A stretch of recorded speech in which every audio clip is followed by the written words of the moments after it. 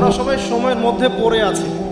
আমাদের এখানে দিন রাত যেমন আল্লাহ রাব্বুল আলামিনের কাছে এমন নয়, মোটেই এমন নয়, বরং কিয়ামতের দিনটাই হবে আল্লাহ পাকের হিসেবে আমাদের দিনের চেয়ে 50,000 বছরের সময়।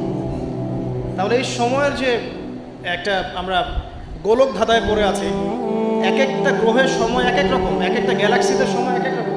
আল্লাহ পাক এগুলো ঊর্ধ্বে, চিরঞ্জীব, চিরস্থায়ী। আপনারা যারা সায়েন্সে পড়েছেন, আপনারা ওই যে আইনস্টাইনের সূত্র পড়েছেন না, যে সময়ের আলোর বেগে যদি কোনো বাহন ছুটে মহাকাশে, তাহলে পৃথিবীতে দেখা গেল একজনের বয়স 25, ও মহাকাশে 25 বছর ঘুরে আসলো, এসে দেখেছে, আবার পৃথিবীতে এসে দেখলো তার ওই ভাই যার বয়স 25 ছিল তার বয়স এখন 50, কিন্তু ওই বেচারার বয়স কিন্তু 25ই থেকে গেছে। এই সূত্রটা জানেন না? তো সময় কিন্তু সব জায়গায় একরকম নয়, এখানে অনেক ব্যাপার আছে। আল্লাহ রাব্বুল আলামিন চিরঞ্জীব এবং চিরস্থায়ী।